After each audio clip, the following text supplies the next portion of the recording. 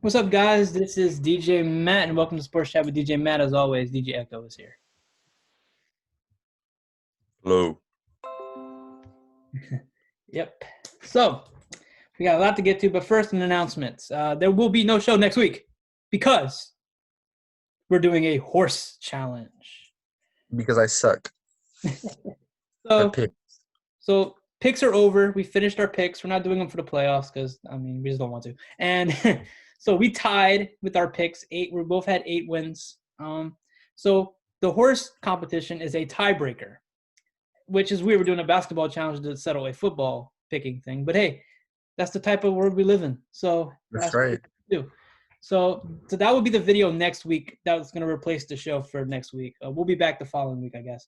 But yeah, so be on the lookout for that next week when we do horse. It's going to be fun. I'm excited. Yep. All right, let's get into our topic. So the Saints had no running backs, no problem. We beat the Panthers, and we're now the 2 seed in the playoffs. You know what? I feel confident. We play the Bears this weekend for the first round of the playoffs. We're gonna beat the Bears, and I'm looking at because the one team I don't want to play is the Rams, and I'm looking at the way what the Rams potentially could play. If the Rams win, they have to go to Green Bay. Like if we win in the Right. they have to go to Green Bay. So the only way we play the Rams is for the NFC Championship game, which I'm okay with because it would be in the dome because we have the higher seed. So Right. you know, I feel really good because the Rams are the only team I was like I don't want to play. So I feel really good about our Saints. Yeah, I feel good about it as well. It was just, we all we had to do was win, and then we either got the 2 seed or the 1 seed. So it was like just win and don't. But we were playing Carolina; it wasn't gonna be difficult. But yeah, I will say that Green Bay is not as scary as I guess certain people think they are. Honestly, none of the NFC teams are really as scary as anybody says.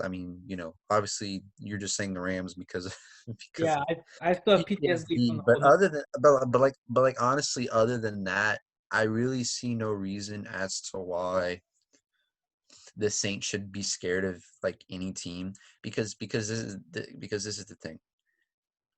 If and when, yeah, like if and when we play Green Bay, right, would be in the NFC Championship. And the thing, by the time we get to the NFC Championship, we'll have our running backs ready to go. Well, we should have our running backs ready to go.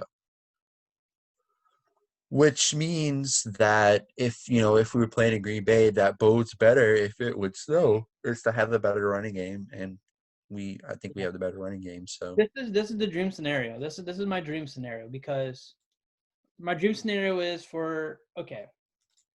We want Tampa Bay to beat Washington, and then we want Seattle to beat uh, LA because then mm, Seattle we would have to play Seattle, but it'd be in the dome, and I think we can beat Seattle. I really do. If our defense does their job, we should be able because the Seattle defense, although it's improved, we could score in their defense. I fully believe right, that, and so Tampa Bay would have to go to Green Bay. Now Tampa Bay beat Green Bay earlier in the year by like dominating fashion. Probably one of the worst losses in Green Bay all year was against Tampa. yeah, It was in Tampa, but still they lost to Tampa. So if Tampa can go to Green Bay and Tom Brady's used to the cold weather, so if somehow Tampa Bay can beat Green Bay and we beat Seattle, the NFC Championship game is in New Orleans. It'll be Tampa Bay and New Orleans, and we all know what happened the last 2 times we played Tampa Bay. So I would feel yeah, really confident then if all that happened. We would just have to get past Seattle, I think. You know, yeah. Honestly, I think either way. I honestly think either way, we have a clear path. It's not like we're like the Chicago Bears or like the Washington football team where it's like we. But I think we legitimately have a clear path. The Packers, as of recently, they've really outside of the Bears game, they haven't been looking like a 1 seed. Same thing with the AFC 1 seed. But the thing that's going to be for the good for the Saints is that they need to survive Wild Card Weekend yeah. because without Alvin Kamara, without most of our running back, we just have to survive that Bears game. And then I think whenever Well, we get to whoever we're going to play, hopefully those running backs should be back. Well, we should have the running backs for this Sunday, because the thing was Kamara tested positive. What day was it? It was Thursday. I believe it was Yeah. Thursday. So yeah, so if the game was going to be played Saturday, then we wouldn't have Kamara. But because the NFL decided for once not to screw us over, they'd scheduled us on Fine. Sunday. So we will have our run. We were going to have Murray and we were going to have all those guys back anyway because they were only close contacts. They didn't really test positive. So they Right. were only missed 5 days. So they're back. We're going to have them at least. Kamara should be back Sunday. They're worried about, he's not going to be able to practice all week. But the running backs really need practice though. I mean, they just give them the ball and they run. Like that's it. No, especially not Kamara. And I mean, he seems smart enough to where he really wouldn't need that practice. Yeah, so I think Kamara definitely plays for Sunday. I don't know why he wouldn't. That'd be dumb to sit him out. And if we lose, it's gonna be like, well, because we sacked Kamara. You know what I mean? Like, and Thomas should be back too, which is great. Sanders had a great game Sunday too, so having him in, Yeah, he did. Thomas He back, got so that bonus. Got a bonus to play for so us.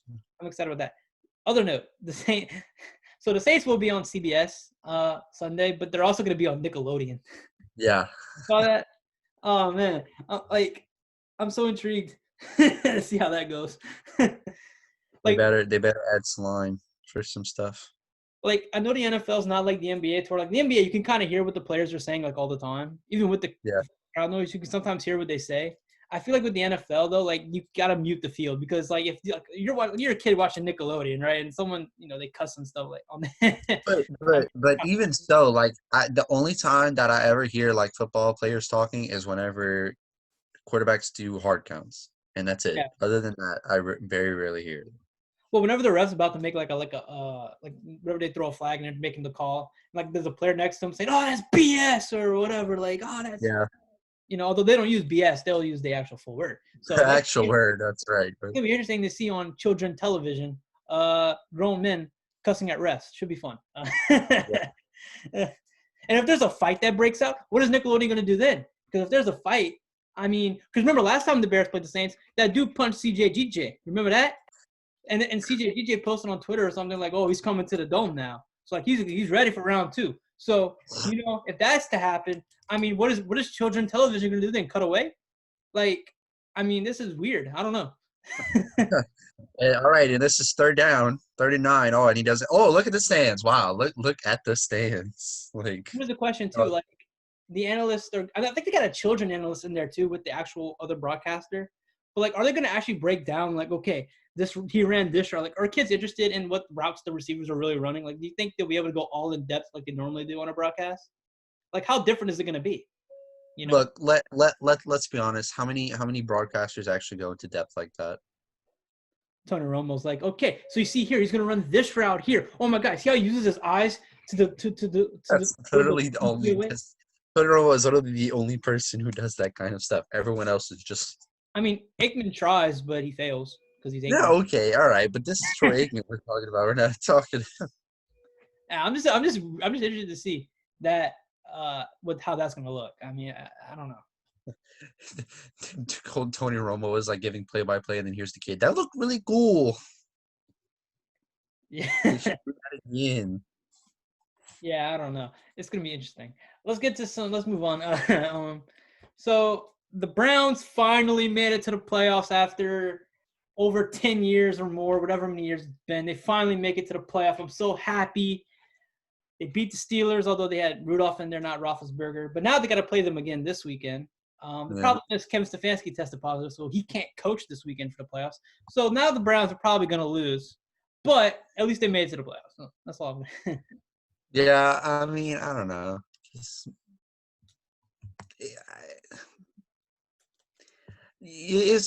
good. It's a good sign for the Browns that they made it because they, especially after last season and kind of at the beginning of this season, it was kind of like, oh Lord, Browns are supposed to be this good team, and then this is what you get.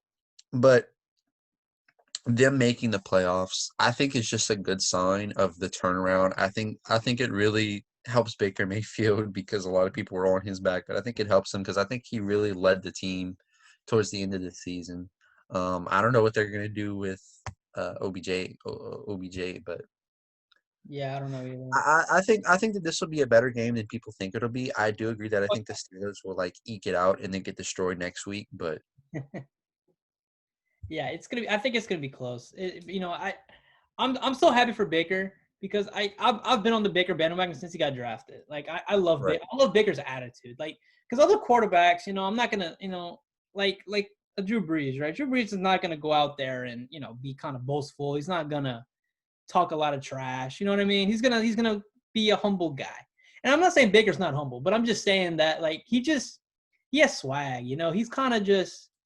He's just out there slinging it. And I love it. I love that. Like I love a quarterback that kind of is, like he's like the popular kid in high school almost. It feels like he's kind of just I'm out here doing my thing. If you hate it, oh well. yeah. So happy for the Browns. Happy for the Browns fans. They deserve it. I think. Let's talk about this. Let's talk about this Eagles game that happened. I mean, what an NFC East thing. The Eagles apparently. I mean, I don't know.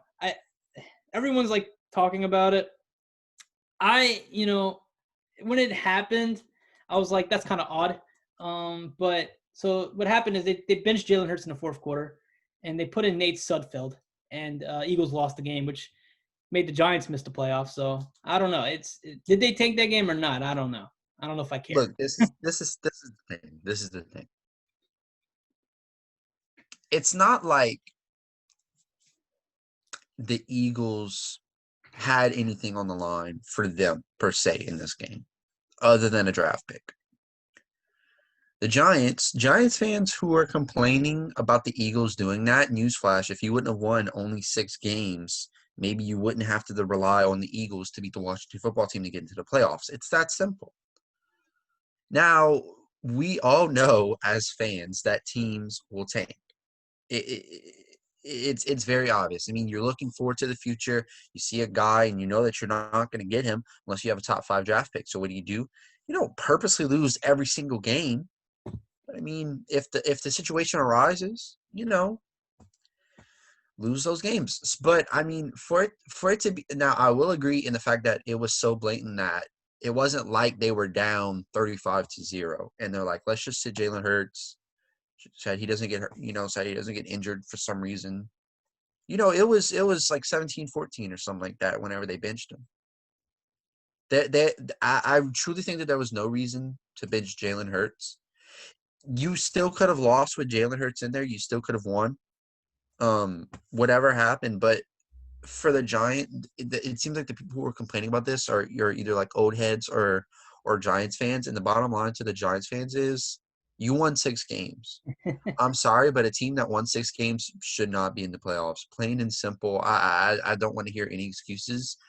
Playoffs are not meant for teams that won 6 games Or 7 games.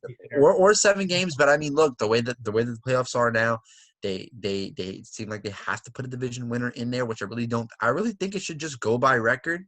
Just do seeding. Yeah. Just plain up do seeding. I'm fine with the 7 teams. You can have the 1 seed gets the bye, and then best record, whatever tie breaks you want to implore, 2 through 7, fill them in. So that way you don't have a team that meets the requirements like a team like Arizona, who isn't in because an NFC East team had to get in the playoffs. I'm not happy about that. Not like I thought not like I thought the Cardinals would have gone far if they got in, but I'm still not happy about it. You know why? Giants fans are complaining whenever there are teams like Arizona and there are teams like the Dolphins who have a right to complain. Right. Here's my thing. I think this is why, like, because I am a Giants fan. I really am. Like, so I was kind of upset too. But at the same time, I looked back. I was like, you know what? I think Washington wins that game either with or without Jalen Hurts. I think either way, Washington wins. So that kind of was like, well, then it kind of doesn't matter. But I just think that I feel bad for Nate because I feel like I don't know if anyone's hating on Nate because it's not Nate's fault, but I just the Eagles are a team. I was thinking about this the other night. I was like, the Eagles are the one destination. I know the Jets are really bad, and I know that Jaguars are a weird team. Cleveland was a bad team for a long time. I'm looking at the Eagles right now. If I was a player in free agency, I would rather go to the Jets. I'd rather go to the Jaguars or the Browns rather than the Eagles. I think the Eagles right now are the least desirable destination if I was a free agent this year. Like if I'm looking at the Eagles on the outside, I'm going, I don't want to be a part of that organization. They look like a mess. Why would I want to go play for them? You know? Yeah, I mean, for a team to go from winning the Super Bowl to being last in the division in just a couple years, like something's going on there. Yeah. I mean, it's just I don't know. I don't know what the Eagles are gonna do. Apparently, I mean Carson Wentz apparently has asked for a trade or is going to ask for a trade, which I kind of saw coming. Like Carson Wentz is not gonna be in Philly next year. Now where he goes, I don't know. Then we'll see about that, I guess. But speaking of the other teams I mentioned, so we have some head coach firings to get to. Let's get to this. So the Jets got rid of Adam Gase, as we all thought they should, and they did. So good for them. Doug Marrone in Jacksonville is out. Mhm. Anthony Lynn for the Chargers has been fired as well. Good, So, good. so we have, I think they said that's eight coaching vacancies right now because you have the Falcons, Lions, Texans, Jets, Jaguars, Chargers. There's another team I'm missing. Yeah. Obviously. Yeah, so I saw reports that Urban Meyer is probably like right now the biggest name who's up for some of these jobs. Um, I don't know though. He looks like he's asking for a lot of I money like to that. come out of retirement. So let's say out of like the Jets, the Chargers, the Jaguars, the Falcons, what place do you think is the most desirable if you're a potential head coach? They're all pretty desirable, if you ask me. I think they all have promise. I think. Um, I would say the Chargers. I think the Chargers are only, I think, like maybe 2 years or 1 year removed from a playoff run. So I think, with Justin Herbert being young and being the stud he is, and you have like Keenan Allen and you have Joey Bosa, I think that roster is actually pretty decent. And they had some injuries this year. And really the reason why they lost a lot of games is kind of because of the coach, you know? So I think you get a coach in there that can time manage better and can, maybe call better plays in crunch time. And because I think Justin Herbert's going to be I think Justin Herbert is going to be a Pro Bowler next year. I think so. I think I would say LA is probably the best job. I think because I think you can easily turn that around more Yeah, so than I other. like the LA job, but for me, I would have to say the Jaguars. Not only because of the fact that they're getting the number one overall pick, but you got to think about they've really got some good guys on offense down there. They got James Robinson, who I think is right now the best rookie running back right now. Um, you have some wide receivers and the defense isn't god awful. But you got to think just a couple years ago, they were in an AFC Championship game, and I know that most of those people are gone, but the Jaguars have just gotten there. You're getting Trevor Lawrence that's coming in there. You want a good coach for him. You don't want to do like an Adam Gase situation. So That's why I'm not hesitant with Urban Meyer because it seems like Urban Meyer is going to be going to Jacksonville. And here's my thing: so like Urban Meyer used to coach Ohio State, obviously, and how many Ohio State quarterbacks are good right now? Like I don't know if Urban Meyer is the guy I want coaching, my football team. Like I mean, he's a good coach for college. I don't know if he's a good NFL coach though. I mean, what it seems though is that seems like it's not necessarily it doesn't seem like it's necessarily Urban Meyer's fault that all these quarterbacks that are no, coming I'm into the not NFL. saying that, but I just feel like I guess his system and I don't know how different his system would be in the NFL. You know what I mean? Like I just don't know. I just don't like it. I don't know. Like if he was like the OC or something, I could probably get on board with it. But as the head coach, I don't know. I don't know if I would. I feel like Jacksonville should get like I know Eric Bieniemy, the OC of Kansas City, is getting a lot of buzz too. And I think he'd be great for either the LA job. I think even the Houston job. I think with him and Deshaun Watson would be interesting. And then if he goes to Jacksonville, I mean, you get Trevor Lawrence and you have a stud running back in James Robinson, some weapons. I think Jacksonville, you get Eric Bieniemy, you might be able to turn it around quicker. I think than with Urban Meyer, if you ask me. I would go after Eric Bieniemy before Urban Meyer. That's just my preference, I guess.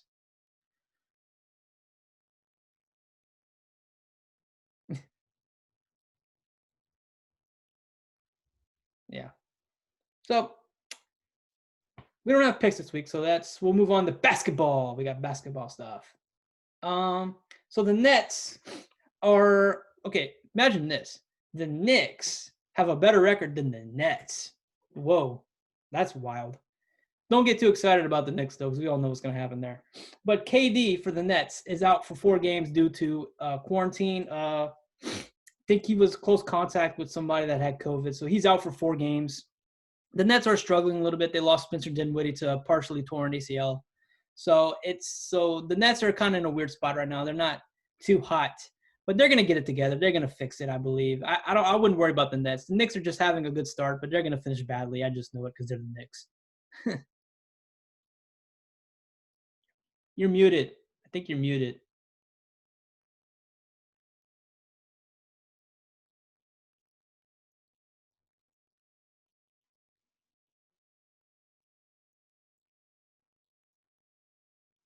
Little technical difficulties.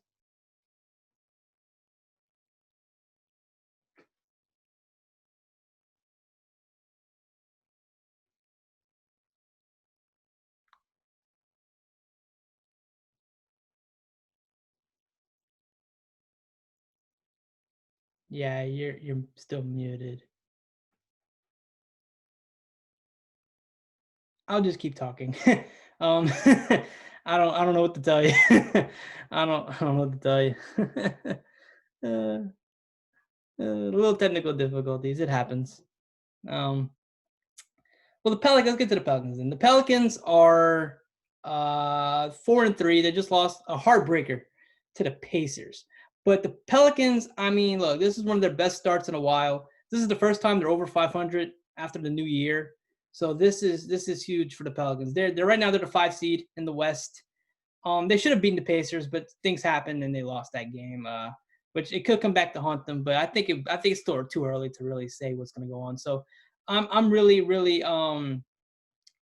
excited for the Pelicans. Brandon Ingram. I mean, I know it's really early, but right now, if I had to pick MVP, I think I would pick Brandon Ingram as my MVP. And I'm not just saying that because I'm a huge Pelicans guy, but Brandon Ingram's playing like MVP level. Like if this team's gonna do anything, it's gonna be because Brandon Ingram's playing at that level. I think Brandon Ingram for MVP right now should get some consideration. Because Luka, as much as I love Luka, I mean we've gone through this a million times. I love Luka and I still do. He's having a little bit of a rough patch, you know. He did start off too hot. So and then obviously LeBron's going to get votes and AD is going to get votes and all that. Giannis is going to do Giannis things. But Brandon Ingram, I mean, and even Steph Curry, I give Steph Curry a lot of credit too. I mean, what he's doing in Golden State with that lackluster team, I mean, Jesus Christ, he should definitely get some MVP considerations too. But Brandon Ingram right now, man, I mean, the way the Pelicans are playing, it's all because of Brandon Ingram. You know, he's kind of leading them to some wins. So that's really where I stand on the Pelicans. And Zion looks good too. Zion looks good. I think he's still trying to find his footing a little bit in this new system, but he's going to get there. JJ Redick's in a funk, but he's going to get out of it because he's a veteran shooter. He knows what he's doing. I mean, and Steven Adams, I mean, what an addition. Steven Adams has been great. Bledsoe finally kind of get it going. Lonzo's doing his thing. This team is coming together slowly but surely, and I'm excited.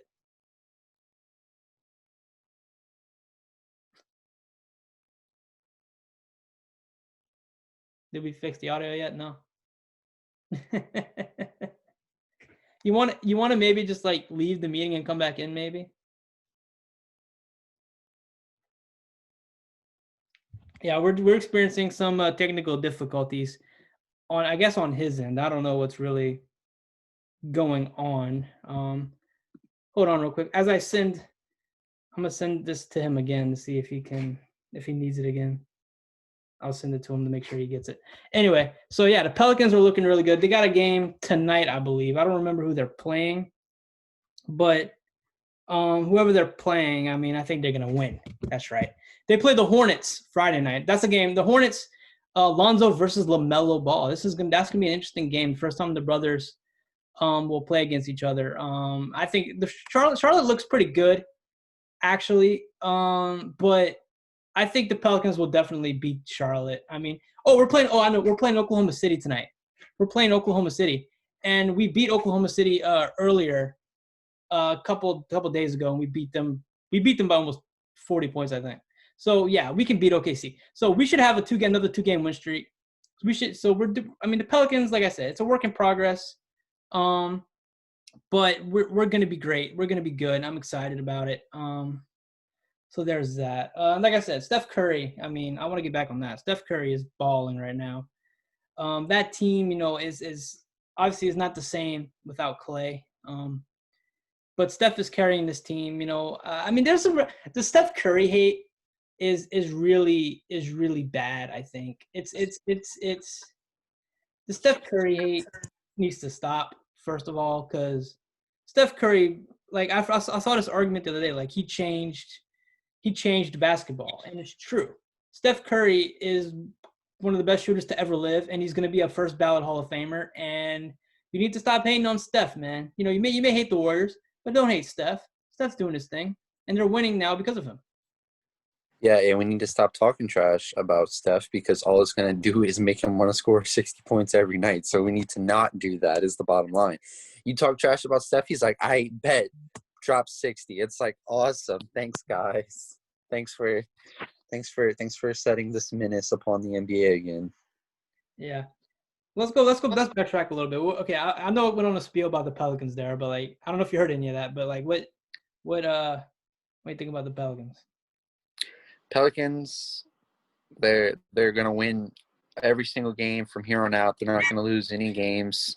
They're gonna destroy the Lakers. They're gonna make LeBron retire. AD's gonna go to Chicago as a choice. Steph Curry's gonna go to the Knicks after the Pelicans get through with the Warriors in the playoffs. Kawhi. Stop. Okay, in what universe does Steph Curry go to the Knicks? Let's be real here. Let's be serious here. Like, you think he's really gonna go to the Knicks? So that's the only problem that you have with what I've said so Yeah, far. that's the only problem I have is him going to the Knicks. I feel like that's the only thing I'm like, nah. That's the only I would not wish that on Steph Curry. I just would not. Hold on. No, hold on. I haven't finished yet. All right, Steph Curry, by the power of Steph Curry himself, the next season the Knicks go all the way to the finals and they win it. All right, you didn't let me finish the scenario. But yeah, man, I think the Pelicans are looking good. I really think though that I think this team is really good, and I think this team can really support Zion and even Brandon Ingram, because right now, I mean, I don't know who the team is built around. I mean, obviously it's built around Zion, but right now Brandon Ingram is kind of like the guy right now.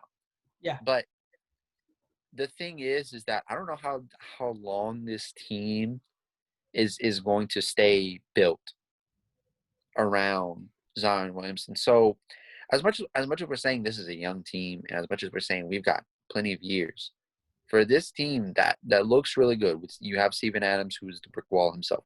You have Brandon Ingram. You have Zion Williamson, the guards that we have, the people that we have on this team.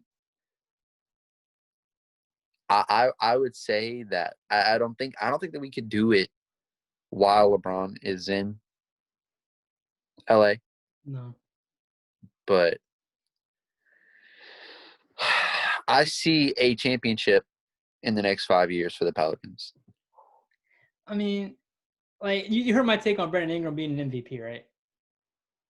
I'm serious, like, because right now, like the first week and a half of the season, Brandon Ingram is really the reason why we're even winning games right now. Because I mean, I haven't watched all the games because I don't have all the channels to watch all the games, but the ones that are on national TV I've watched, and it's like the team they have trouble guarding the perimeter, and the league is very perimeter oriented now. So shooting threes and stuff. And we haven't been good from shooting threes so far. Because like I said, JD Redick's in a funk, and we just haven't been good at shooting threes. So that's kind of what's kind of kept us back. But Brandon Ingram's the one that's kind of, when we need a bucket, he's kind of there to give us a bucket. And I think, right now, if I had to pick an MVP, it's either him or Steph I would pick.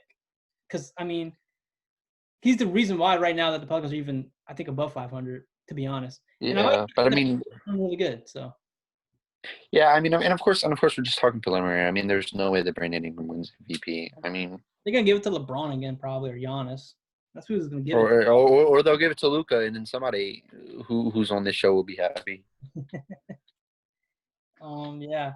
I was thinking about this the other night. I want to hear your opinion on this because, okay, so I know it's been noted that Brandon Ingram studies Kevin Durant, and his game is kind of centered around Kevin Durant, right? But I was thinking the other day, like, Brandon Ingram reminds me of Damian Lillard, if that makes any sense. Like, I don't know, the way, like, because he's our closer, right? Like, I don't know.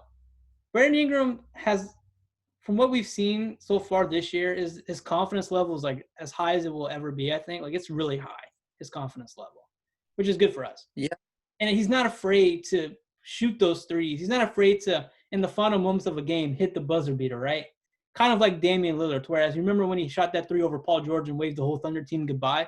I feel like Brandon Ingram has some of that in him. So like he kind of reminds me of Damian Lillard. I know he's more Kevin Durant oriented, but like I feel like there's some Damian Lillard in him in a weird way, like mindset and like stuff like that. If that makes any sense. And this is the good thing whenever we're comparing players to other players. Why not both? You know, why can't he have the characteristics of Kevin Durant? And I mean the reason why he's compared to Kevin Durant, I mean look at the body build, and look and kind of look at the play style. You've got a guy who can shoot a three, but who can also play, you know, in the paint. But yeah, I mean, I agree. I do think that Brandon Ingram is our Damian Lillard, who is that guy who's not afraid to take that last shot, who's confident enough to take it over anybody and just, I wouldn't say wave the whole team goodbye, but you know. Well, I mean, no, this is what reminded me of it, because remember when they played the Raptors a couple of days ago and he shot the winning free throws. Like before he shot the last free throw, he told the Raptors it's over. Like he literally said it's over. Like to me, that just reminded me of Damian Lillard, of like just, hey, I'm gonna wave you goodbye as I sink this shot, you know. So that's kind of where I got the. I mean, kind of, but telling a team like, hey, it's over is one thing, but straight up waving to a team is a totally different ball game. Yeah, but I mean, but I don't know. I see a little bit of that in him, though. That's kind of what I like, is that he's a humble guy. He's not gonna necessarily like talk trash. He's gonna let his game do the talking, I guess. But like at the same time, though, like I don't know, he has that confidence, man. Like I don't know, like I just love it. Like I mean, I don't know. I gotta tell you though, I was watching because they lost to the Pacers 2 days ago, and the press conference afterwards, where Stephen Gunn has to talk to the media, and like I guess I don't know, one of the media members, like the mic was kind of messed up, and like it seemed like there was like 3 people talking at one time, and I could tell Stan was aggravated because like they lost the game, right? So right, he's already kind of aggravated, and then the media members are struggling with the microphones, and he just like, I'm out, like he just walked out, and he's like, they can't get their mics right or whatever. I was like, wow, Stan Gunn looks pissed. But he came back and finished the interview because they figured out the problem. They did all that. But I'm like, man, Stephen Gunn is kind of no nonsense. I'm like, this is good. I like this. I like a little feistiness. This is good. This is good for us. Yeah, I mean, it made me laugh. So yeah. Let's get okay. So the Heisman was awarded last night to one Devontae Smith, wide receiver from Alabama, which well deserved. Alabama, Ohio State, Monday night college football championship. I got Alabama winning by 20. I don't know about you. I don't know about 20, but I also have Alabama winning. Yeah. I guess it's nice that it's not Alabama Clemson, because it seems to always be Alabama Clemson. But I mean, I don't think I see Ohio State pulling it off. I think the reason why they beat Clemson was partially based off that Dabo Swinney ranking that they got, that 11. Now, to be fair to Dabo Swinney, Ohio State has played less games than a lot of these other teams. Here's what I'll say about that. Okay, this is why I thought his argument was kind of dumb. Like, I understand he didn't play a lot of games, and I understand that part of it. But I'm like, okay, in the college football playoff this year, right, there's only one team that you can say that didn't belong, Notre Dame. Because if Ohio State would have played the regular amount of games they were supposed to play, let's say they played 11 games, right, they were going to be in the college football playoff anyway. Like, Alabama was going to make it, Clemson was going to make it, Ohio State was going to make it. So I feel like that argument was kind of dumb because, like, they were going to make it anyway. You know what I mean? Yeah, I do think – like, I don't know. Yeah, I do think that part was dumb. Like I do agree. Like, yeah, they played less games, so there was more of a chance for them to lose a game. But at the same time, like, Ohio State is one of those teams. We're not talking about an LSU. Like, an LSU kind of like came out of nowhere for 1 year, took the place by storm, and then now look where we are. We didn't even play in a bowl game this year. Of course, that was self-imposed. But anyway, regardless, the point is that we came in and we came out. There's always those 3 teams: Alabama, Clemson, Ohio State, and then there's another team that sneaks in there will be there for 1 year, lose in the first round, and then it'll be somebody else doing there. So yeah, I do agree that it was stupid to put them at 11 to say, hey, they play less games. And if it was any other team besides Ohio State, Clemson, or Alabama, I would have said, you know what, that's fair. But it was Ohio State, and I think it was a mistake to go out there and do that. And now you got people who are saying that Justin Fields will be a better quarterback than Trevor Lawrence. I just don't see it. I mean, obviously there's less games to work with. Trevor Lawrence has been a starter for 3 years now. Yeah. And he's only lost in the playoffs. He hasn't lost any regular season games. So I mean, and the one they lost this year was against Notre Dame, but he didn't play because he had COVID. So right. So I mean, he himself has not lost any regular season games. The only games that he has lost in college has been playoff games, which I mean, you're not going to fault him for. no. So Trevor Lawrence should go number 1. Obviously, is Justin Fields going to go number 2? Maybe, No. but If the Jets are smart, they don't take Justin Fields. I mean, bringing it up, just today, Trevor Lawrence did announce he is declaring for the draft. So that is official. Like, he's not going back to school, which I think is smart, although it is Jacksonville. Get your money, bro. Like, go get your money. Like, don't. Yeah, go get your money. I mean, honestly though, Jackson. But this is the thing that I will say about college football athletes who do this kind of stuff. Like, you do realize that, okay, we're not going to Jacksonville. Who you think's going to get the number 1 pick next year? Like, you think a team like the Packers, you think a team like the Colts are going to get the number 1? No, it's going to be a team like Jaguars. It's going to be a team like the Jets. It's going to be a team like that. So honestly, this whole I'm going to wait till next year and hope. This is the NBA where your options are more available as to who's going to get the number 1 pick. It's not like the Knicks are like, oh yeah, we're getting the number 1 pick, and the New Orleans Pelicans just slide in and take that from them.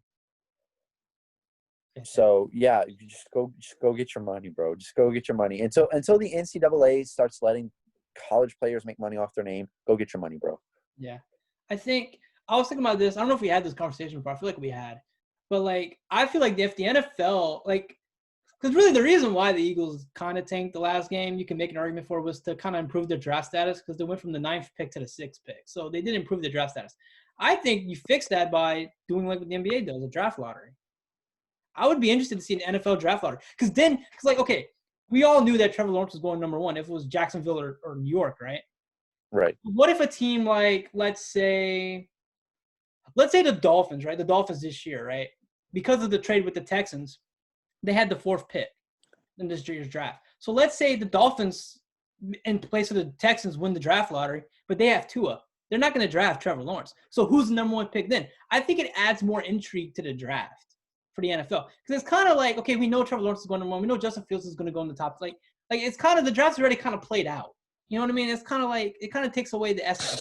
So I think it'd be more interesting to have teams kind of randomly be selected. You know what I mean? That didn't make the playoffs, get in the draft lottery, and like do like that way. Because I think it would be more interesting. I really do. Yeah, I think it would. The only issue that I have with that, and I mean, now don't get me wrong, I think that there are a lot of gems that can be found in second rounds, in third rounds, undrafted free agents even. But the only problem that I have with that is you look at a team like Jacksonville. They could probably benefit a lot from Trevor Lawrence, and I think they will. Yeah. I think that Jacksonville will be a team like the Dolphins. I don't think to the extent that the Dolphins were, but I think that Jacksonville will be a team like the Dolphins where they got a high draft pick last year, and then this year, they were in playoff contention. I don't think that they'll necessarily be like on the door of the playoffs, but I think that for a good chunk of the season they'll be in playoff contention. With a draft lottery, Jacksonville could find themselves getting a number 5 pick, even a number 6 pick.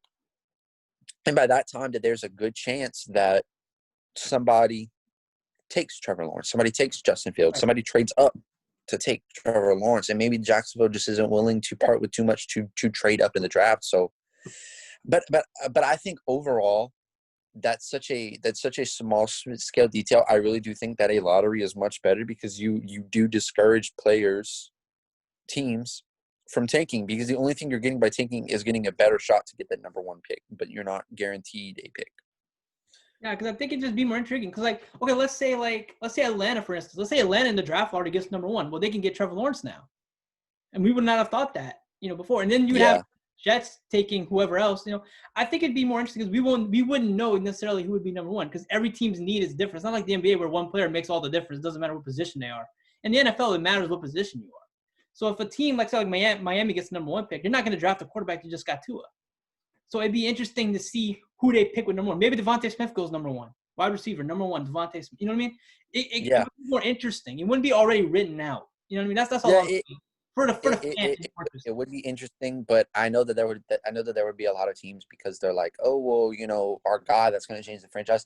But then you look at a team like the Saints. Michael Thomas wasn't drafted in the first round. Alvin Kamara wasn't drafted in the first round. Drew Brees wasn't drafted in the first round. Of course, we didn't draft him, but Drew Brees was not drafted in the first round. I mean, Marcus Colston was not drafted in the first round. A lot of our big guys, big name guys, Reggie Bush not included, on offense at least, were not drafted in the first round. So. And that's the difference between good organizations, because the Jaguars and the Jets have been consistently, and even the Browns until recently, they've been bad, right? And they've had number one picks, they've had top 10 picks for years, and they haven't gotten better. Why? Because they're probably bad at drafting. If you're good at drafting, it doesn't matter what pick you're at. Like the Colts, right? The Colts are a good team with a good GM, right? Because even in the later rounds, like this year's draft, right? They didn't have a first-round pick. They had 2 second-round picks. Who they picked? Jonathan Taylor, who other than James Robinson is the best rookie running back, right?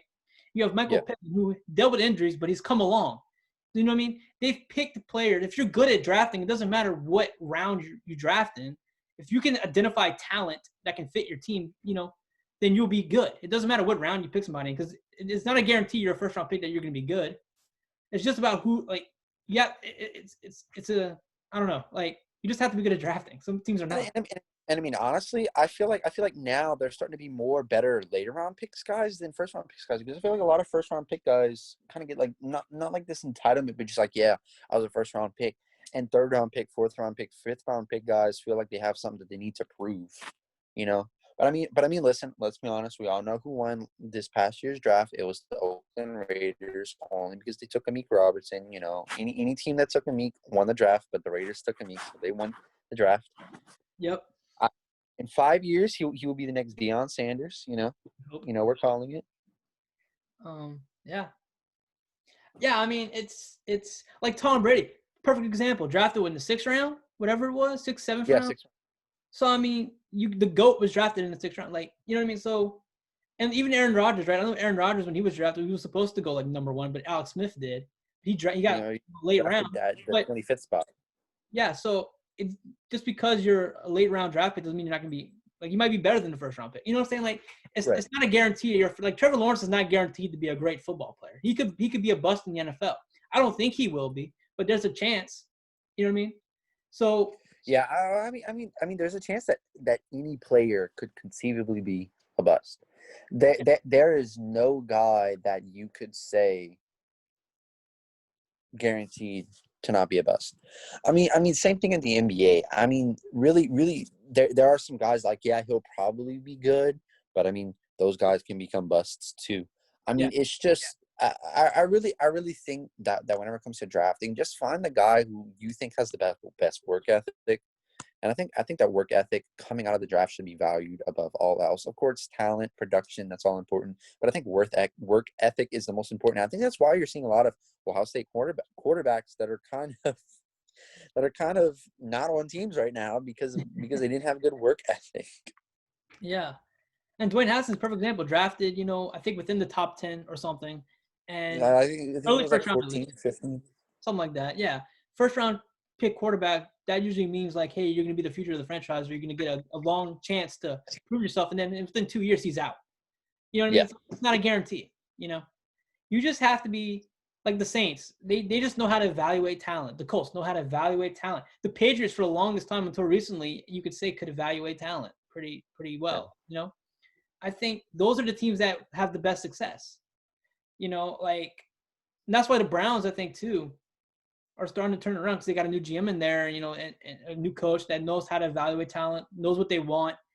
Once you have that, it doesn't matter where you are in the draft. You just pick who you think is going to fit your team, and if you trust your instincts. I think that's, that's the biggest thing with drafting, Yeah. So, yep. So the NCAA tournament is going to go on this year. It was not going on last year because of COVID. But this year it's going to go on in Indiana. Indiana's hosting the whole tournament. It's going to be played in Lucas Oil Stadium, where my coach play, and also Bankers Fieldhouse is where the Pacers play. So within those two places, they'll have the full tournament, which will be very interesting. I'm happy because now we'll be able to actually see some of the prospects for next year's NBA draft. Because, I mean, last year was tough because, like, I didn't know who was what, be able to actually see, okay, this is the crop of people we have for next year. I do wonder though if they're going to do the same amount of teams, because only being able to play it in two places is going to prohibit the amount of games that they can have going on at one time. So I wonder if they're going to limit the amount of teams that get in. Nah, well, they might. I mean, those are the two places they said, but there might be more places they're going to play at. I mean, you still have the other colleges in that area too. You know what I mean? Because they're not allowing fans. They're allowing family members to go, but they're not allowing fans. So it's not like it'd be a big crowd. So they could probably do it at some of the universities in Indiana too. So I don't know if it's just those two places. Those are the two places that I know they're doing it at. But there could be more places, which I think would be smart to do it at more places. But I think they're gonna have the same amount of teams. I don't know why they wouldn't. I think it's. I mean, it's just a thought, because you look at the NBA, they didn't have all the teams in that bubble, because you got to think that is a lot of people that you have to keep track of, right. COVID testing. And then you got to think, because people care about this, whenever you have someone who catches COVID, we have to do tracing, and it's a lot harder to do full tracing whenever there's like 64 teams versus whenever there's however many there was in bubble, Yeah. But yeah, I mean, that's really the only reason I can see why they wouldn't have all the teams. But I mean, look, for me, if they don't have all the teams, I'm just happy to see some college basketball. So I only watch March Madness. I'm not watching basketball right now. I'm waiting until March Madness. That's when you start watching. So yeah. Yep.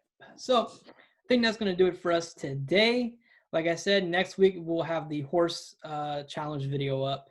Should be fun. I'm excited about it. It's a video I've been wanting to make for a while now. I'm excited to finally do it. I think it's going to be good. Yeah.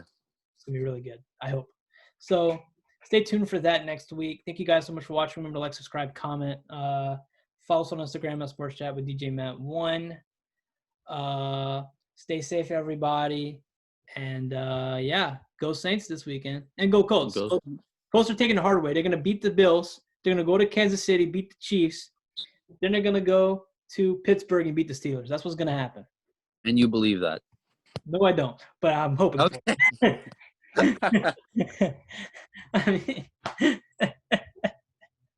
Look, I'll be honest with you, Chief. I got the Bills going to the Super Bowl, and you know what that means for your Colts. You know what, though? I'm just happy we made the playoffs. That's all I care about.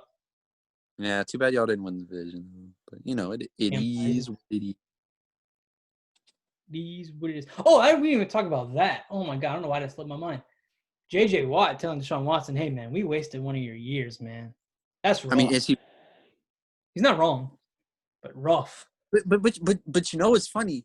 Deshaun Watson had better stats with this year than he did last year, and last year he had DeAndre Hopkins. So I think I don't think that speaks anything to DeAndre Hopkins. I think it just speaks to Deshaun Watson as a player. I think we said this whenever the trade happened. I was like, Deshaun Watson's still gonna ball out because he's Deshaun Watson. Yeah. Doesn't matter who he has. I think, yeah. I feel bad. I don't know. Like I said, I don't know why he signed that contract. I think J.J. Watt's gone. I don't know where he's gonna go, but he's gone. I mean, I wouldn't want to play for that. That's another team I wouldn't want to play for right now, Houston. I just think Bill O'Brien destroyed that franchise. That's what a bad job. Jesus. Poor Deshaun. R.I.P. Deshaun. Yeah. Anyway, he's going to be the next Matt Stafford because they're not going to do nothing with him for his career, which is sad. But anyway, that's going to do it for us today. Thank you guys so much for watching. Remember all the stuff I just said. So follow us on Instagram, Sports DJ Matt 1. Thank you, DJ Echo. We'll see you next week for the Horse Challenge. All right.